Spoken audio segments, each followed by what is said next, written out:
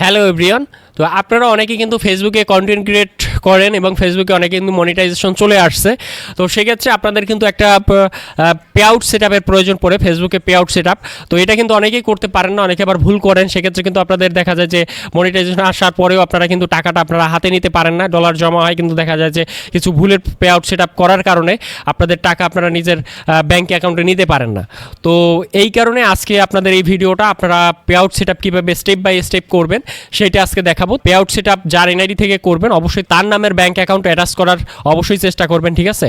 তো এই ক্ষেত্রে আপনাদের সমস্যা হবে না। আর কিভাবে স্টেপ বাই স্টেপ করবেন সেটা আজকে দেখাবো। তো চলুন আপনাদের স্ক্রিনে নিয়ে যাচ্ছি। আমরা সর্বপ্রথম চলে যাব পে আউট সেট আপ করার জন্য ফেসবুকে।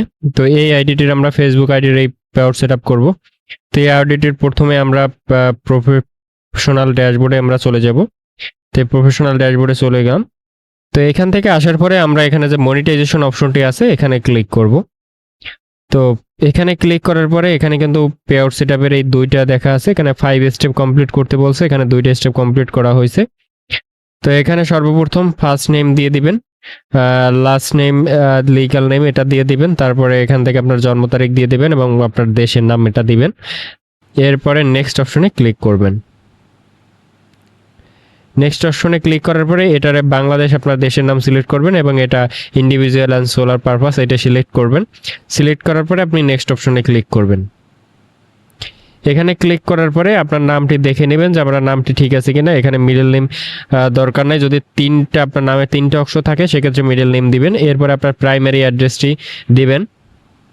প্রাইমারি অ্যাড্রেস যেমন আপনার ভিলেজ, তারপরে পোস্ট অফিস, এরপরে আপনার থানা, উপজেলা, তো এইগুলো আপনি দিয়ে দিবেন। তো আমি এখান থেকে আপনার স্থায়ী ঠিকানাটি দিয়ে দিচ্ছি। তো এখানে আমরা আমাদের প্রাইমারি অ্যাড্রেসটি দিয়ে দিলাম। এরপরে সিটি বা টাউন সেটি দিয়ে দিব। তো এরপরে এখান থেকে আপনার যে ডিভিশন অর্থাৎ আপনার বিভাগ সেটি সিলেক্ট করবেন। তো এখান থেকে আমাদের বিভাগটি সিলেক্ট করে দিলাম। এরপরে হলো পোস্ট কোড যেটি আছে আপনার নিজের জেলার যে নিজের যে পোস্ট অফিস, সে পোস্ট অফিসের পোস্ট কোডটি আপনি এখানে দিবেন। তো আমি পোস্ট অফিসের পোস্ট কোডটি দিয়ে দিচ্ছি। পোস্ট কোডটি এখানে দিয়ে দিবেন। পোস্ট কোডটি দেওয়ার পরে আপনার ফোন নাম্বারটি দিয়ে দিবেন। এখানে ফোন নাম্বারটি দিয়ে দিলাম। এরপরে হলো ইমেল অ্যাড্রেস। তো ইমেল অ্যাড্রেসটি এখানে বসিয়ে দিবেন। তো তার ইমেল অ্যাড্রেসটি এখানে বসিয়ে দিবেন। এরপর ট্যাক্স আইডেন্টিফিকেশন নাম্বার, তো যাদের টিন আছে টিন সার্টিফিকেট অবশ্যই আপনাকে খুলতে হবে এইটা সাবমিট করার জন্য। তো যাদের টিন আছে, যদি টিন না খুলতে পারেন সেক্ষেত্রে আপনি আপনার মোবাইল ফোন থেকে ঘরে বসে টিন সার্টিফিকেট খুলতে পারবেন। সেজন্য একটা ভিডিও আমার আপলোড করা আছে আগে, সেটা আপনি দেখে আসতে পারেন। সেটা একটু কাইন্ডলি দেখে আসবেন, তাহলে আপনি টিন সার্টিফিকেট ঘরে বসে খুলতে পারবেন। তো সেইভাবে খুলে সেই টিন সার্টিফিকেটের একটা নাম্বার পাবেন, সেই নাম্বারটি দিবেন।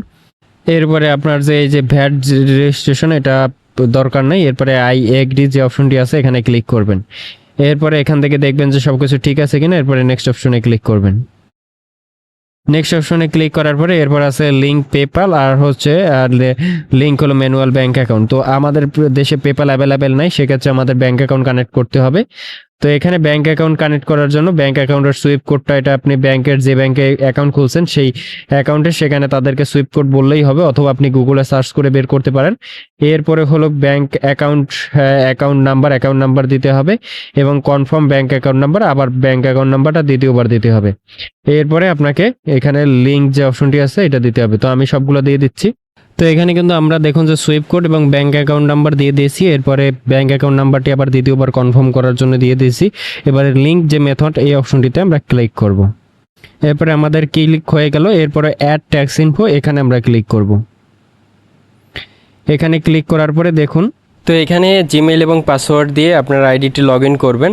তো আইডিটি লগ ইন করার পরে এরপরে কন্টিনিউ অ্যাজ এই অপশনটিতে ক্লিক করবেন। ক্লিক করার পরে আপনাকে পরবর্তী ইন্টারফেসে নিয়ে যাবে। তো এখানে আপনারা এখানে দেখতে পাবেন, তো এখানে what is your tax certificate, তো এটা ইন্ডিভিজুয়াল থাকবে, এটা সিলেক্ট করা। এরপরে হলো as US citizen, you permanent, অর্থাৎ আপনি যদি ইউএস এর পার্মানেন্ট সিটিজেন হয়ে থাকেন সেক্ষেত্রে এখানে আপনি ইএস যে অপশনটা আছে ইউএসকে ক্লিক করবেন। তো আমরা যেহেতু না, সেক্ষেত্রে আমরা নো সিলেক্ট করব। নো সিলেক্ট করার পরে নিচের অপশনটাও নো সিলেক্ট করব, এটা দেখার কোনো নেই। তারপরে আমরা নেক্সট যে অপশনটি আছে এটাই ক্লিক করব। নেক্সটে ক্লিক করার পরে পরবর্তী এখানে সিলেক্ট করবেন। তো এখানে দেখবেন যে আপনার নাম সিলেক্ট করা আছে। এরপরে আপনার কান্ট্রি যেটা আছে দেখুন যে এখানে কান্ট্রি থেকে আপনার কান্ট্রি যেটি, আমি আমার কান্ট্রি বাংলাদেশ সিলেক্ট করব। তো আপনার কান্ট্রি যেটি আপনি সেটা সিলেক্ট করবেন। সিলেক্ট করার পরে এরপরে দেখুন যে আই হ্যাভ নট, আর কিছু এখানে চেঞ্জ করতে হবে। এরপরে নেক্সট যে অপশনটি আছে নেক্সটে ক্লিক করার পরে আমরা এরকম ইন্টারফেস দেখতে পাবো। এরপরে এখানে কিন্তু আপনার সকল অ্যাড্রেস এবং country, zip code, post code সবকিছু আপনার এখানে দেখাবে। তো এগুলো দেখার পরে আমরা নেক্সটে ক্লিক করব। এরপরে এখান থেকে আমরা সবকিছু দেখার পরে নেক্সটে যে অপশনটি আছে এখানে ক্লিক করব। এখানে 0% যে সার্ভিস এটা ক্লিক করব। এরপরে পরবর্তী অপশনে গিয়ে এখানে কান্ট্রিতে বাংলাদেশ আমরা সিলেক্ট করে দিব। তো এখান থেকে বাংলাদেশ প্রথমে খুঁজে বের করব, ক্লিক বের করে এটাকে আমরা সিলেক্ট করব। এরপরে নেক্সট যে অপশনটি আছে এই নেক্সট অপশনে আমরা ক্লিক করে দিব। এরপরে এরকম একটা অপশন আপনারা পেয়ে যাবেন। এখানে প্রথমে এটা আই সার্টিফিকেট, এটাকে আমরা টিক মার্ক করে দিব। এরপরে সিগনেচারের জায়গায় আপনার যে ফুল নেমটি আছে, আপনার যেভাবে আপনি পে আউট সেটআপে আপনার নামটা দিয়েছেন এনআইডি অনুসারে সেই নেমটি দিয়ে দিবেন। আমরা নামটি দিয়ে দিলাম আর নিচের ডেটটা এইভাবেই থাকবে যেটি আছে। এরপরে আমরা নেক্সট অপশনে আবার ক্লিক করে দিব। নেক্সট অপশনে ক্লিক করার পরে এরপরে এইরকম আপনারা ইন্টারফেস দেখতে পাবেন। এখানে সবকিছু দেওয়ার পরে আমরা সাবমিট যে ফর্ম, এই যে সাবমিট ফর্ম এই অপশনটিতে আমরা ক্লিক করে দেব। এরপরে আপনাদের এই ফর্মটি সাবমিট হয়ে যাবে। তো এরপরে কিন্তু আপনাদের পে আউট সেট আপ করার সব কিছু শেষ। এরপর আমরা ডানে ক্লিক করব। ডানে ক্লিক করার পরে দেখবেন যে এই অপশনটি আমাদের যে পে আউট সেট আপের যে অপশনটি সেটা কিন্তু চলে যাবে। তো এখান থেকে যায়নি, আমরা এখান থেকে এখন রিফ্রেশ করে নিব। তো রিফ্রেশ করে নিলে দেখবেন যে এই অপশনটি আমাদের চলে গেছে। তো এখন থেকে আমরা বুঝতে পারলাম যে আমাদের পে আউট সেট আপটি সঠিকভাবে সম্পন্ন হয়েছে। তো এই হলো আপনাদের ফেসবুকের pay out account set up করার নিয়ম।